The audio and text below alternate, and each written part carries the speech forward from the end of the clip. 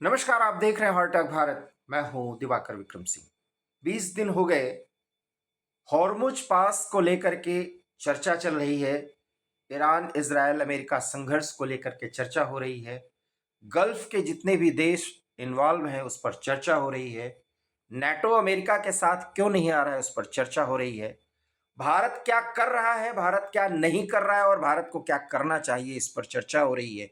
America का क्या होगा, क्या वो जीतेगा या ईरान हारेगा, इस पर चर्चा हो रही है। इजरायल अपने लक्ष्य में कितना आगे बढ़ा और क्या उसने लक्ष्य हासिल कर लिया, इस पर चर्चा हो रही है। लेकिन इसके इतर भी कुछ और है जिस पर जानबूझकर या तो चर्चा नहीं हो रही है या चर्चा किया जा रहा है। तो उसका दृष्टिकोण किसी का पक्ष लेकर के उसके संदर्भ में ढेर सारे तर्क देना। जब मैं और कर्नल वीरेंद्र शाही सर जुड़ते हैं तो हम दोनों अपने पक्ष को रखते हैं, और जब आपसे पिछले वीडियो में मिले होते हैं उसके बाद से अब तक जो वीडियो मैं बना रहा हूं उस पूरे घटनाक्रम को, जो घटनाएं घटती हैं उसको लेते हैं, उठाते हैं, उस पर एनालिसिस दृष्टिकोण रखते हैं और उस पर आ रहे विचारों का पूरी तरीके से मूल्यांकन करते हुए आपके सामने एक बेहतर कंटेंट देने का प्रयास हम लोग करते हैं। हमने शुरुआत ही कर दी, इतने सारे प्रश्न उठ रहे हैं, लेकिन एक बड़ी खबर, जब हम वीडियो बना रहे हैं 20 दिन युद्ध हो चुके हैं और आज 20 तारीख है, 20 मार्च।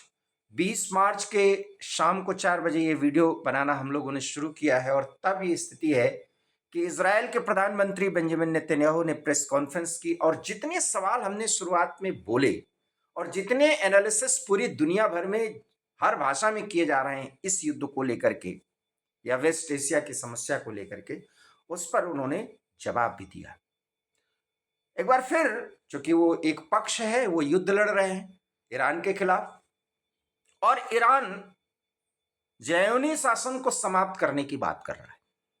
मेरा अपना मानना है कि न कोई जीता है न कोई हारा है, और इसमें जो भी दृष्टिकोण रखने का प्रयास किया जा रहा है उसको थोड़ा सा वास्ट करने की जरूरत है, क्योंकि अब ऐसा लगने लगा है, इसके बाद तो कर्नल वीरेंद्र शाही सर उस पर बोलेंगे, कि युद्ध में जीत और हार परंपरागत तरीके से नहीं हो रही। किसी देश को उसके पूरे गतिविधियों के साथ अगर हम एक जगह पर उसको केंद्रित कर देते हैं और सारी गतिविधियां उसकी ठप हो जाती हैं तो भी वो देश लगभग हार जाता है और उसकी आर्थिक कमर टूट जाती है।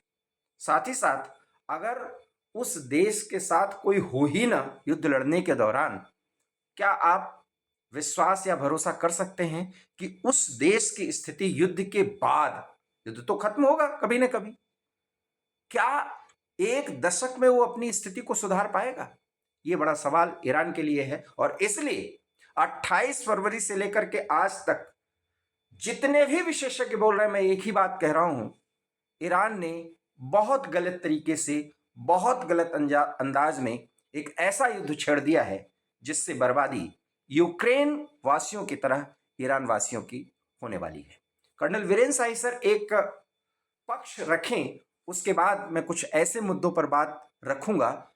निर्णय आप करिए कि ये युद्ध किस तरफ जा रहा है। जी सर। धन्यवाद दिवाकर जी। मैं सर्वप्रथम आपका धन्यवाद करते हुए एक दुखद भावना से देख रहा हूं, वैश्विक रूप से युद्ध में कौन हार रहा है, कौन जीत रहा, इस पर तो हम चर्चा करेंगे, पर यूक्रेन में कौन हारा, ईरान में कौन हारा, इजराइल में कौन हारा, और अगर हम पूरी तरह से देखें तो मध्य पूर्व में कौन हार रहा है, गल्फ में कौन हार रहा है, और मैं एक ही उत्तर में बताऊंगा कि इन सब देशों के आम नागरिक हार रहे हैं। सही बात, सही बात। जो न तो युद्ध में सम्मिलित हैं या जिन पर युद्ध थोपा गया है, अच्छे भले समृद्ध नागरिक होते थे यूक्रेन के। असला बड़ा समृद्ध होता था। ईरान भी अच्छा भला समृद्ध होता था। इजराइल भी। सही बात। जिस तरह तबाही तेल अवीव और छोटा सा तो देश है, उनके हाइफा, मुख्य शहरों पर यरूशलेम। हुई, जी जी। उनकी सुविधाओं पर हुई, उनकी बढ़ती हुई एक साइंटिफिक डेवलपमेंट पर हुई। जिस तरह तबाही कतर में हुई, जिस तरह तबाही यूएई में हुई, सही बात है। जिस तरह तबाही सऊदी में हो रही है, बहरीन में। जी जी। और जिस तरह तबाही ईरान के एक के बाद एक शहरों में। ढेर, मलबे के ढेर बनते जा रहे हैं। इसमें जितने भी नागरिक हैं वो हार रहे हैं, बुरी तरह हार रहे सही हैं। बात। मैं एक कदम और आगे लेकर कहूंगा कि अमेरिका की जो कॉस्ट ऑफ लिविंग और जो उनकी महंगाई बढ़ गई है, उस सबको देखते हुए वो नागरिक भी अपनी जगह किसी न किसी रूप में हार रहे हैं। सही बात। सही बात। तो ये तो हर तरफ हार हार हार नजर आ रही है। अगर कोई जीत रहा है तो वो भगवान शिव का तांडव। ये तो सर एक सैन्य मामलों के जानकार एक आध्यात्मिक लाइन को पकड़ते हुए नजर आ रहे हैं, और सच तो यही है कि ये कुछ विधि का विधान और क्या कुछ इस दुनिया के ऑर्डर को एक ऐसी शक्ति मेंटेन करने की कोशिश कर रही है जिसको शायद हम आप अभी बस यूं ही देख रहे हैं, या जैसे मैं अभी कर्नल सर ने बात कही और मैंने हंस दिया, ऐसा नहीं है। मैं घोर आस्तिक हूं, मतलब ईश्वर में भरोसा और विश्वास करता हूं, और शिव तांडव का जिक्र इन्होंने किया तो इसको बहुत अन्यथा मत लीजिए, इसके भी मायने और मतलब हैं। क्योंकि सतयुग के शुरुआत की बात बहुत अच्छे से की जा रही है कि शुरू हो चुका है, तो सिर्फ भारत के ही संदर्भ में नहीं, पूरी दुनिया के संदर्भ में। इसलिए बुराइयों और अहंकार का अंत तो होना है। अब किस अंदाज में हो रहा है, लोग समझें न समझें, ये उनके ऊपर है। खैर सर, आगे बात रखिए जी। जी। बाकी जहां तक अमेरिका का सवाल है, मैं नहीं समझता कि उनके लक्ष्य के कहीं भी करीब है अभी वो। बिल्कुल। आपने खमनेई को मारा, क्या रिजीम चेंज हो गया? नहीं। आपने उनके 30-40 सैनिक लीडर्स मार दिए, क्या युद्ध रुका? नहीं। आपने उनका second tier of political leadership भी मार दिया, क्या युद्ध की या रणनीति में कोई परिवर्तन आया? नहीं। अब आप तेल के भंडार को तबाह कर रहे हैं, क्या उससे उनकी रणनीति में परिवर्तन आया? नहीं। और वो जो स्लेट और जो शिप्स रुके पड़े हैं, उनके रुके पड़ने से कहां कहां ऑयल सप्लाई रुकी पड़ी है। 3 देशों को छोड़कर, चाइना, रशिया और भारत, जहां तेल सप्लाई नहीं पहुंच रही, उन सब देशों में तेल की किल्लत हो गई है। कर्नल सर, एक बात कहूं, बहुत अच्छी बात आपने कही, और लगभग आप ये दृष्टिकोण रखते हैं, और दर्शकों जो भी आप देख रहे हैं, हम लोग बिल्कुल वो पक्ष रखने की कोशिश कर रहे हैं। फैसला आपको करना है कि कहाँ क्या बातें जा रही हैं, और इसलिए हम दोनों हर कंटेंट पर बहुत गहरी नज़र दौड़ाते हुए हर बात करते हैं। सर का ये कहना है कि ये युद्ध अमेरिका जीता कहाँ। उसी से आगे मैं बात रखता हूं कि सर, ये युद्ध इतनी जल्दी अमेरिका जीत भी कैसे सकता है, क्योंकि ये युद्ध अमेरिका के राष्ट्रपति के कहने के हिसाब से नहीं, वो तो सेना लड़ रही है जी। तो आप तो सैन्य मामलों के जानकार हैं, आपने खुद लड़ाई लड़ी है, और जो लड़ाई लड़ी जा रही है, ईरान कोई छोटा तो है नहीं कि लीबिया या इराक की तरह हो कि आप तुरंत बूट्स ऑन ग्राउंड की स्थिति बना दें, अर्थात अपनी सेना को उतार दें, वो भी इतनी जल्दी नहीं। दूसरा, एयरफोर्स की ताकत खत्म करने की बात की जा रही है, उनके नेवल फोर्सेस को पूरी तरीके से समाप्त करने की बात की जा रही है। और ये बात इजराइल के प्रधानमंत्री बेंजामिन नेतन्याहू ने प्रेस कॉन्फ्रेंस में किया। जो मैं बात कर रहा हूं उससे कुछ देर पहले उनका लाइव प्रेस कॉन्फ्रेंस में देख रहा था। सब कुछ समाप्त देने के बाद उनकी जो वास्तविक ताकत है, उनकी मिसाइल और ड्रोन की ताकत, वो कितनी ज्यादा है, इसके बारे में अमेरिका और इजराइल कुछ बोलने की स्थिति में नहीं है। लेकिन बेंजामिन नेतन्याहू ने कह दिया है कि इतना बड़ा अटैक हमने किया और आगे करते रहेंगे कि कुछ ही दिनों में आपको उनके इस अभिमान पर भी बहुत बड़ी चोट लगती हुई मिलेगी। इजराइल की तरफ से अगर कोई बयान दिया जाता है तो मैं भरोसा करता हूं, बजाय कि ट्रंप या ट्रंप के सेना के जो भी स्पोक्स पर्सन है जब वो ब्रीफिंग देते हैं। और इजराइल के बारे में मैं इसलिए ये कह रहा हूं क्योंकि यह युद्ध इजराइल एग्जिस्टेंस के लिए लड़ रहा है, उसका कोई अहंकार नहीं है। ये इसलिए एग्जिस्टेंस के लिए लड़ रहा है कि ईरान के समर्थन में हम चाहे जितनी बात करें, लेकिन एक बात का समर्थन ईरान का हम नहीं कर सकते, को कहते हैं कि जयोनी शासन का अंत होना चाहिए। यह उनके संविधान में उल्लिखित है। इजराइल नाम के देश का वजूद रहना ही नहीं चाहिए। 95 लाख की आबादी है सर। अगर अली खामेनेई ये चाहते थे तो क्या हम उसका समर्थन करेंगे, ये मानते हुए भी कि ईरान हमारा पारंपरिक दोस्त है? इजराइल का वजूद ये नहीं कि वो हमारा रणनीतिक सहयोगी इसलिए रहना, 90-95 लाख लोगों का वजूद रहना ही नहीं चाहिए। तो क्या इजराइल अपने को बचाएगा नहीं? और बचाएगा तो उनके इंस्टॉलेशंस को बर्बाद करेगा, उनकी परमाणु महत्वाकांक्षा को वो तोड़ने की कोशिश करेगा, और वो टूट चुका भी है। इसलिए जीत हार को हम किस नजरिए से देख रहे हैं कर्नल सर, मुझे लगता है कि शायद हमको इस दृष्टिकोण से देखना चाहिए। और जब मैं ये बात कह रहा हूं कि ये युद्ध परंपरागत तरीके से जीत हार का प्रश्न ही नहीं है, जब उनकी कोई नेतृत्व की ताकत ही नहीं खड़ी हुई है, कोई एक व्यक्ति ही नहीं, अगर पेजेस्कियन और एक दो नेताओं को छोड़ दिया जाए तो कौन वो डाउन करेगा कि हाँ भाई अब युद्ध रोक दीजिए, हम हार स्वीकार कर रहे हैं? कहेगा कौन? पेजेस्कियन को तो आईआरजीसी का एक बहुत छोटे स्तर का सैन्य अधिकारी भी डांट सकता है और वो चुप रहने के लिए मजबूर है। जी सर। दिवाकर जी, बहुत प्राचीन इतिहास को बार बार दोहराने में तो कुछ लाभ नहीं है, पर ये जो मौजूदा युद्ध है इसकी शुरुआत हमें भूलनी नहीं चाहिए। हमास के उस 7 सितंबर के अक्टूबर 7 अक्टूबर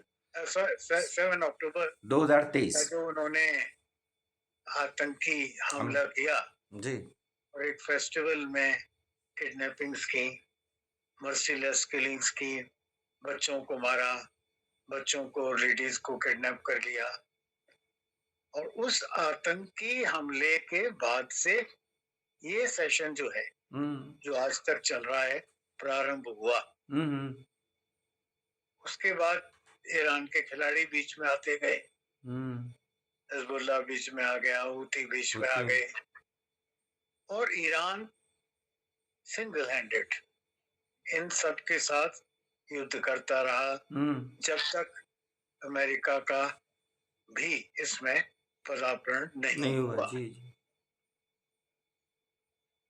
तो जो चीज एक आतंकी नोट पर शुरू हुई है, जिसका आगाज, जिसका प्रारंभ ही एक आतंकी रूप में हुआ है, मेरे विचार में उसका अंत भी आतंक के अंत से ही होना चाहिए। बिल्कुल, असली जीत तो वही होगी। बिल्कुल बिल्कुल बिल्कुल। पर क्या अमेरिकन जो इंटरसेप्शन हो रहा है, इससे आतंक को चोट पहुंच रही है? बिल्कुल, केवल ईरान को बर्बाद कर रहे हैं। बिल्कुल, ये सर आपने बहुत महत्वपूर्ण बात कही, लेकिन इसमें कुछ डेवलपमेंट्स हुए हैं कर्नल सर, वो भी सुनना चाहिए। और शायद आप तो उस पर सब हम लोग कंपाइल किए हुए हैं मैटर्स को। अमेरिका ने ईरान के तेल बेचने पर जो पाबंदी लगाई गई थी और ये कई सालों से चल रहा है, उस पर रोक हटा दी है जी। इसके एक बहुत बड़े कारण हो सकते हैं, वो आपका भी नजरिया है और लोग तो बोल ही रहे हैं कि ये तो अमेरिका जो है वो झुक रहा है क्योंकि वो ईरान को कुछ पैसेस देना चाहता है। ताकि ईरान जो है वार्ता की मेज पर आने का मन बनाए। लेकिन दूसरी तरफ उनके तेल भंडार के जो सबसे बड़े सप्लाई चेन्स हैं उस पर इजराइल अटैक करेगा नहीं करेगा, इस पर अभी डोनाल्ड ट्रंप कुछ बहुत क्लियर नहीं बोल रहे हैं। क्योंकि अगर इस पैसेज का एक पॉजिटिविटी में उत्तर ईरान से नहीं दिया गया तो हमले तो अभी और होने हैं सर। ये युद्ध कोई ऐसा तो है नहीं कि एक दो दिन में समाप्त होने वाला। और मैं फिर याद दिलाऊं, 28 फरवरी के बाद जब पहले प्रेस कॉन्फ्रेंस में डोनाल्ड ट्रंप आए तो उन्होंने कहा कि ये युद्ध 7 से 8 हफ्ते चल सकता है। तो 8 हफ्ते मतलब 8 सत 56, एक महीना, लगभग 15 दिन, सवा महीने के करीब। और अभी तो 20 दिन हुआ है और 20 दिन में ईरान आबाद तो नहीं हुआ है, ईरान युद्ध जीता तो नहीं है। ये और बात है कि अमेरिका आर्थिक रूप से एक बहुत महंगी लड़ाई लड़ रहा है और ईरान बहुत कम खर्च में अपने रेजिस्टेंस पावर को दिखा रहा है। मिलिटरली आप कह सकते हैं कि अमेरिका जीत नहीं रहा है क्योंकि आप सैन्य मामलों के जानकार हैं।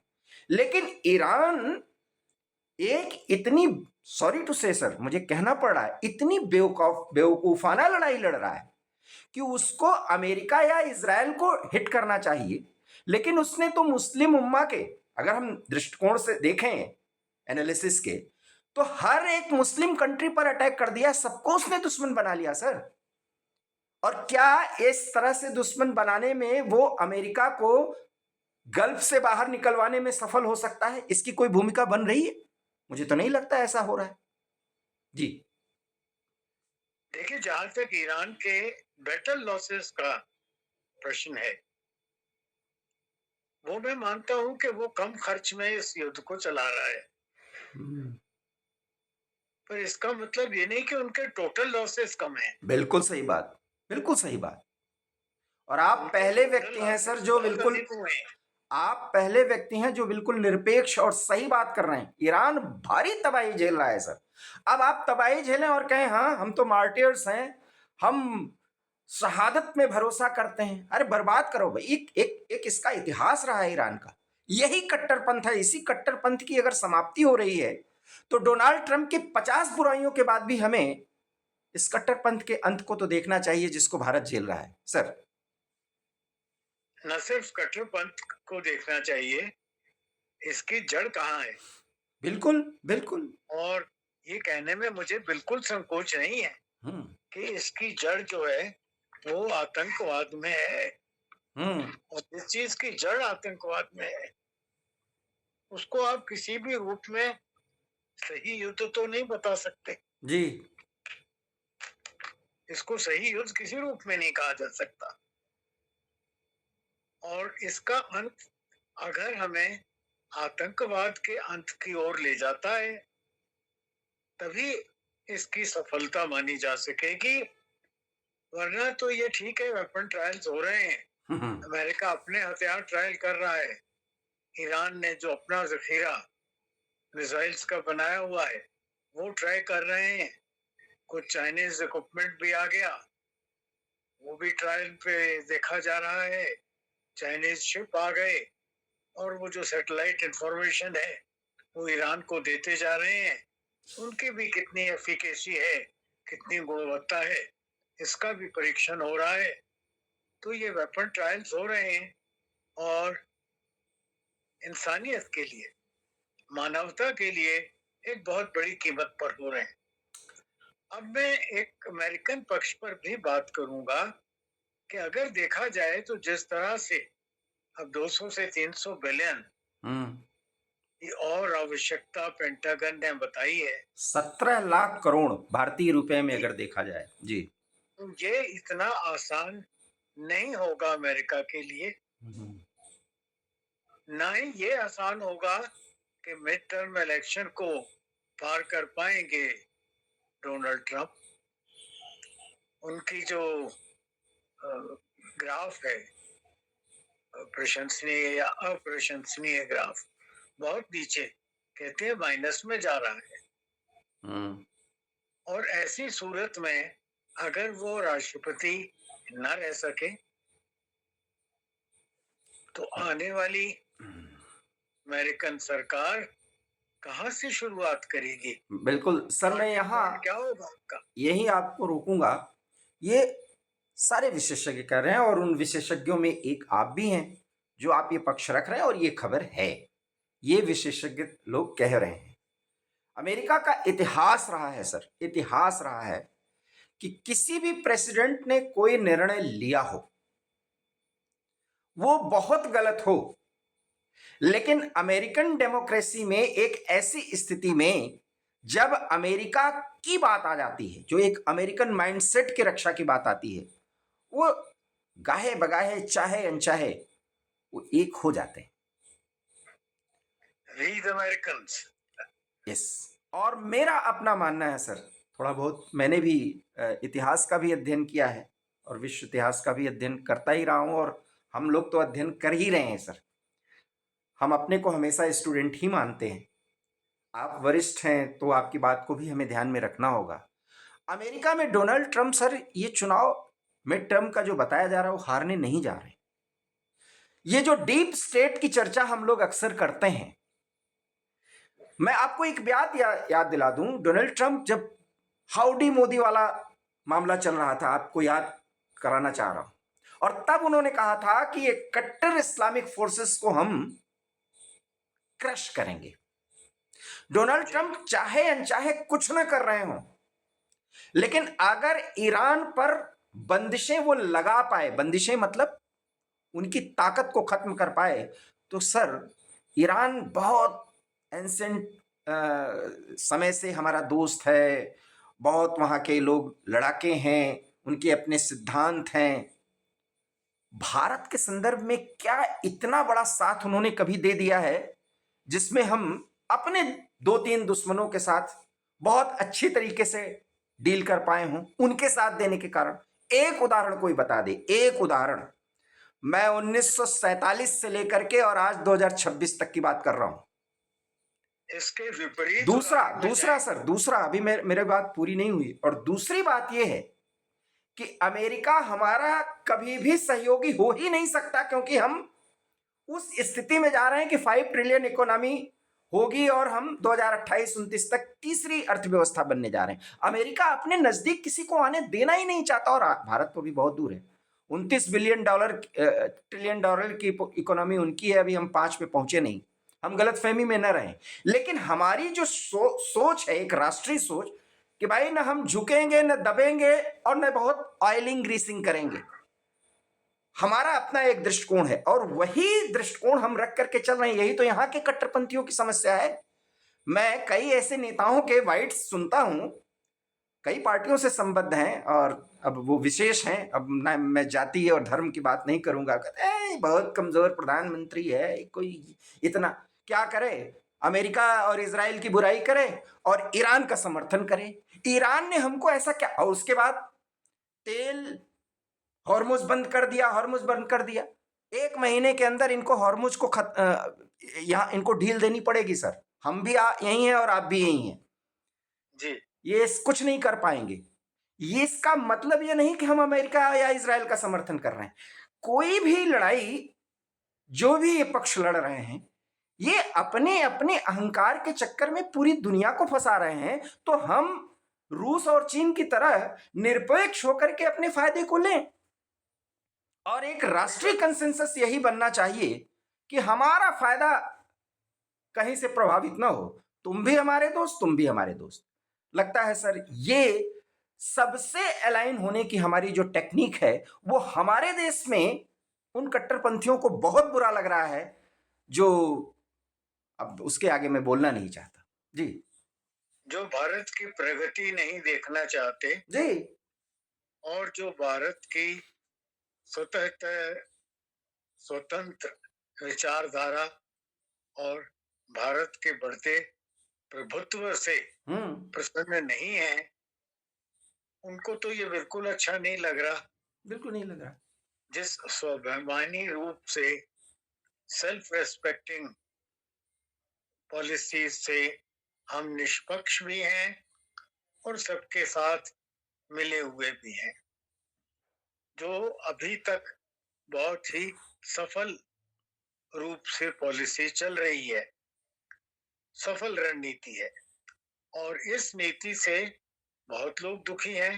वो लोग दुखी हैं जो कहते थे कि भारत तेरे टुकड़े होंगे 10,000। वो लोग दुखी हैं जो कहते थे कि भारत की इकोनॉमी तो डूब गई। इकोनॉमी डूब गई अभी सर। वो देखिए ये लोग ए, दुखी ए, होंगे जो एक कहते हैं कि भारत तो टूटा हुआ है, उसको जोड़ो या तोड़ो। एक गैंग है सर जिसको हम हालत में लेफ्ट ठीक नहीं है। लेफ्ट लिबरल गैंग कहते हैं। अभी 6 लोगों की गिरफ्तारी एनआईए ने की। मैंने तो इस पर वीडियो भी नहीं किया, जिसमें 4 यूक्रेनी हैं, एक अमेरिकन है, नहीं 5 यूक्रेनी हैं, एक अमेरिकन है। और यूक्रेन उसको डिप्लोमेटिक तरीके से कह रहा है कि ये रूस का गेम है, ये हमारे नागरिक हैं, छोड़ दीजिए। खैर अब एनआईए के उसमें है तो वो सारी प्रोसेसिंग और प्रोसीजर से सारी बातें होंगी, वो न्याय मिलेगा। क्या हुआ क्या नहीं ये बात की बात है। लेकिन इस मुद्दे पर कितनी बड़ी बातें कही जा रही हैं। तो भारत आगे बढ़ेगा, ये चाहे यूक्रेनी हो, चाहे रूसी हो, चाहे कोई भी हो, उससे आगे हम चले जाएं, ये क्यों चाहेगा। ये और बात है कि किसको हम अपने हितों के हिसाब से कितना नजदीक बना लें, और वही हम कर रहे हैं जी।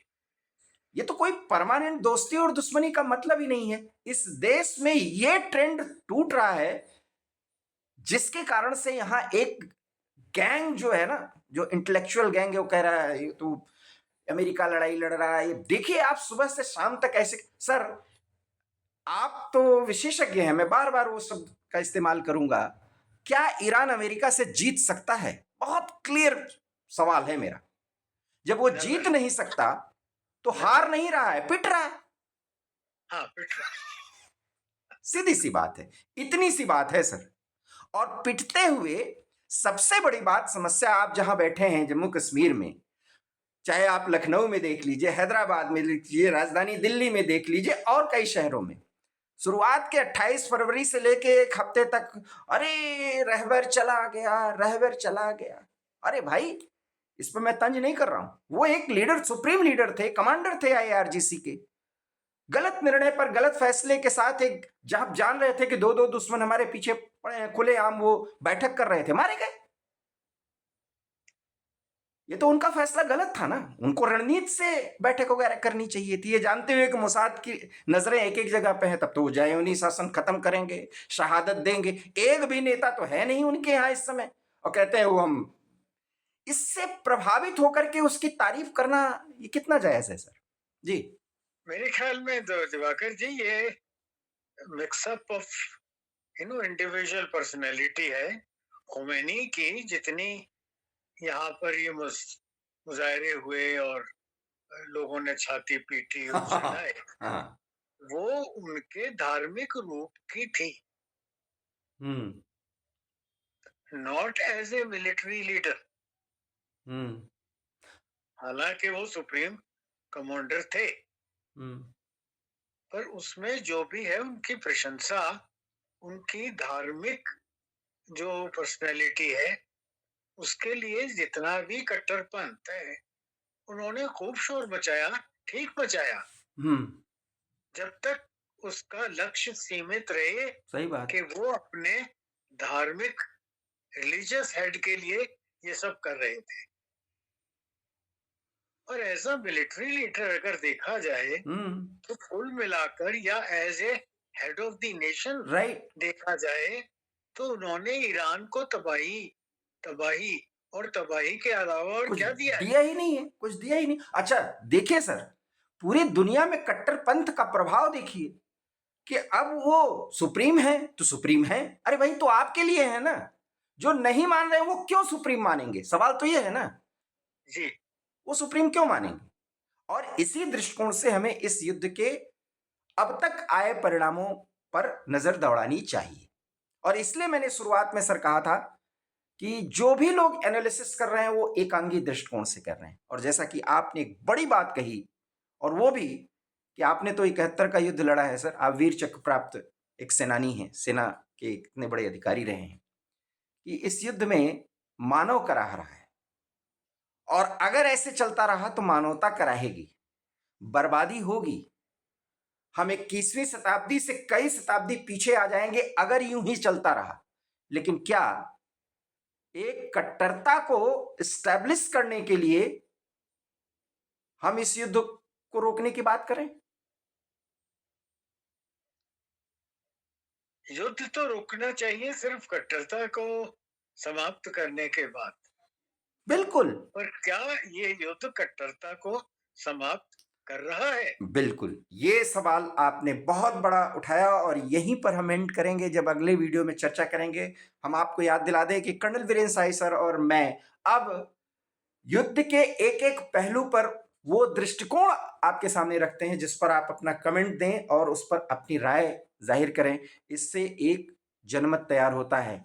इनका ये कहना है, कट्टरता समाप्त होकर ही युद्ध समाप्त हो, लेकिन सवाल है कि क्या इससे कट्टरता समाप्त होगी? निश्चित रूप से जाति और धर्म के आधार पर किसी के वजूद पर कोई देश, कोई व्यक्ति अगर सवाल उठा रहा है तो उस उठाने वाले को एलिमिनेट करना ही पड़ेगा, क्योंकि ये शताब्दी 21वीं है। हर व्यक्ति के जाति और धर्म, जाति का खैर जिक्र ही नहीं है, धर्म के अपने अपने मायने हैं, अपने समूह के लिए हैं, वो दूसरों पर थोपे नहीं जा सकते। और एक मोनोपोली बना करके उसकी आड़ में एक राष्ट्र के साथ खिलवाड़ नहीं किया जा सकता या राष्ट्रों के साथ खिलवाड़ नहीं किया जा सकता। और शायद जो कर्नल वीरेंद्र साही सर कह रहे हैं, यही बात आज के प्रेस कॉन्फ्रेंस में बेंजामिन नेतन्याहू, जो इजराइल के प्रधानमंत्री, उन्होंने कहा, क्या हमें हमारे एग्जिस्टेंस को बचाने के लिए लड़ने का अधिकार नहीं है? सर, यहीं पर उन्होंने अपना प्रेस कॉन्फ्रेंस समाप्त किया। और लड़ने का अधिकार नहीं है तो हम जीना चाहते हैं, इसलिए लड़ाई हमारा धर्म है। हम इसी पर यह वीडियो समाप्त कर रहे हैं। इस पर आप अपना कमेंट दीजिए, क्योंकि लड़ेंगे, जीतेंगे, अपने वजूद को बचाए रखेंगे, ये इजराइल का कहना है। ईरान भी ईरान भी जिंदा रहे, ईरान के लोगों की शान भी बची रहे, लेकिन इजराइल की कीमत पर ऐसा हम कतई नहीं मान सकते, कतई समर्थन नहीं कर सकते। और जो इसका विरोध करते हैं, हम उसके खिलाफ खड़े हैं। और उसके लिए अगर अमेरिका इजराइल संघर्ष कर रहे हैं तो हमें उस कदम की सराहना करनी चाहिए। लेकिन अति सर्वत्र वर्जयित। अगर इजराइल और अमेरिका भी अतिवादिता की ओर बढ़ रहे हैं तो युद्ध रोकने के लिए भारत को आगे बढ़ना चाहिए, और भारत आगे बढ़ेगा, क्योंकि रूस भी मानने लगा है कि बिना भारत के सहयोग से इस युद्ध को कंट्रोल नहीं किया जा सकता। इसी मुद्दे पर कर्नल वीरेंद्र साही सर और मैं अगला वीडियो बनाएंगे और अगले कंपाइलेशन के साथ हम आएंगे, तो आपको बताएंगे युद्ध कहां और किस तरफ, कितने अंश पर आगे बढ़ा है या खत्म होने की ओर अग्रसर है। वीडियो को लाइक कीजिए, शेयर कीजिए, हमारे चैनल हार्ट टॉक भारत को सब्सक्राइब कीजिए। बहुत बहुत धन्यवाद। नमस्कार। धन्यवाद दिवाकर जी।